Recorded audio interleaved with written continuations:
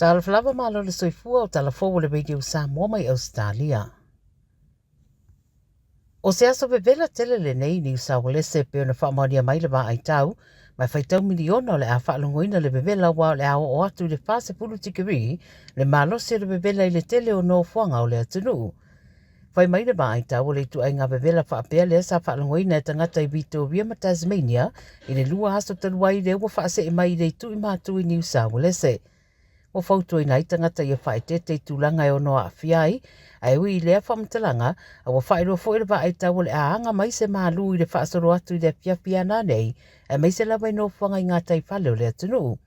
O lo iai fo i waenga o lo o fautu wai nai matangi tō whatau tau, e mai se rei tu i saute o le stete, mai ono a whia fo i nisi waenga i whaititiri mawila, ma wa mai ta wina le wa ai tau e ono o atu tai ao, o whaasolo e se atu i rei tu i mātu winga bevela i o le tau, ma maua i sina mālu mō New South Wales,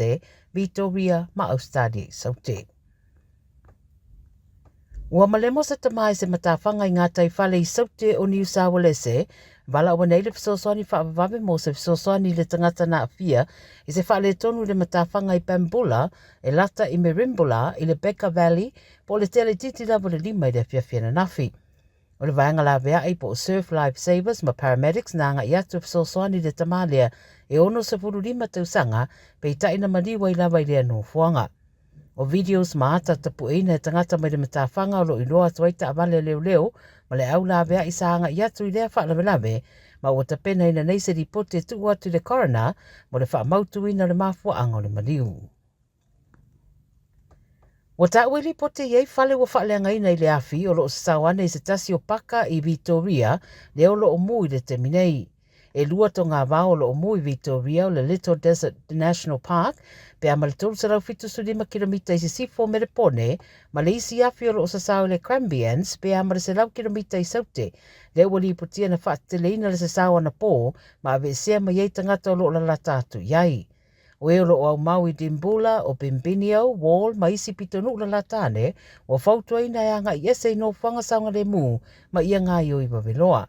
Talton wino le afi le ana amata i se wila na emo, na mu wa i a ise vaenga o le tunga vao, ma walamatia i nei whale o a inga ma so i fuafoio i latou i a whai tū. O le vevela lao le so le a le fe so soani le i le tuititia, o le sasao le afi, ma walapta i a tangata i a whai tete. Ua maua le au ka muta o lo whea ngai maranga ruenga toi whaale nei e le maota tuai o le Parlemene Australia se whe autus tu sia i le taualunga o lea whale ma o lātou sa i le tangata sa tu sia le whe au ma tui nai le taualunga o le whale. O le tausanga na te nei le whai unga na amata i ngā ruenga leo le toi di pia ina o mea na whaale ngai no le whale tuai leo le Parlemene ma i le teimi o winga lulu wa o le tau. O lea whe au po le message wa whaamawina o le tausanga e whaipsera wona sifuru na tūsiai i le aso sifuru whao i ulai. Tūsia le palama sa whea ngai maranga ruenga i lea teimi e suafa i a Brian Charles Burke. O le sa i ringa i lātou na maua le whe au na ilo ai e le i lewa atu nei o na Mariu Brian pe i taina ua longo tala si o na ainga i le mata upu e pe o na taua na whaamatala e si o na to lua na te mana tua le leile teimi a o whai ngā ruenga ai Brian i le whale leo le Parlemene sa ave ai ma apparentisi le palama ai whaato a se furu iwa leo o na tausanga. O le wheau la lea sa tūsia o le ao fia i whaamaumaunga ma te wina i lea Malta le ua whaasao ina nei o se tasi o whale ua au tausanga a Ausitalia ma whaamawina i fwoi le tautua a sia tamā. O le lua wherua fitu e whamana tuere se lau tausanga o le Malta tuai leo le Parlemene ma ua fuafua e whaamae a ngā ruenga li pēo lo whaia iai i le tausanga fōu lua whenua ono. Tala mulimule fast food tolu tausanga o le ri lewa mōria e leo leo i le whaaleanga ina ma le tustusia o le New South Wales Police Wall of Remembrance i Sydney le whaamatala le to tele o se oso whainga le manuia tele.